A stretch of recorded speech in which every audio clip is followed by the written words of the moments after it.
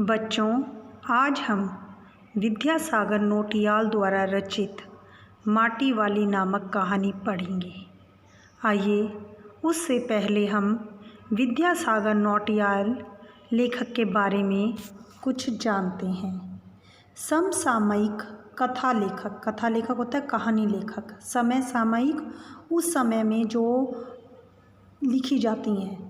समसामयिक कथा लेखक विद्यासागर नौटियाल का जन्म माली देवल गांव, टिहरी गढ़वाल, उत्तरांचल यानी टिहरी नामक नगर में हुआ था। इनका जन्म उत्तरांचल में है और उच्च शिक्षा इनकी वाराणसी से हुई।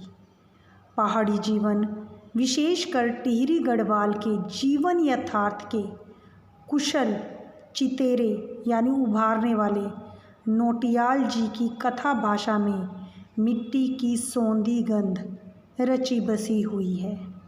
यानी उन्होंने टिहरी नामक नगर में जन्म लेकर वहाँ पर जो समस्याएं थी उनके विषय में लिखा। माटी वाली एक गरीब औरत है। उन्होंने उसे देखा।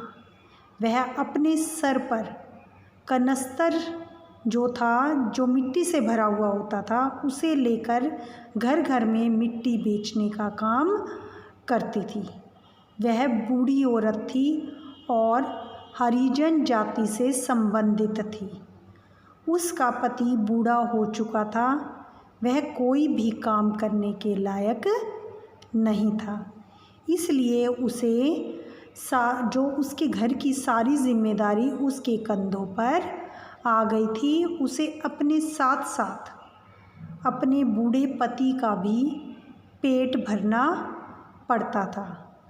वह घर घर जाकर मिट्टी बेचने का काम करती थी।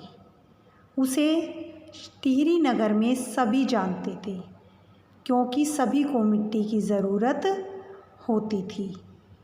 टिहरी के सेमल का तप्पड़ मोहल्ला के आखिरी घर की खोली में पहुंचकर माटी वाली ने अपना कनस्तर उतारा तो एक लड़की भागती हुई उसकी तरफ आती है और कहती है कि माँ ने तुम्हें बुलाया है। और घर की मालकिन उसे एक कोने में सारी मिट्टी उड़ेल देने को कह देती है।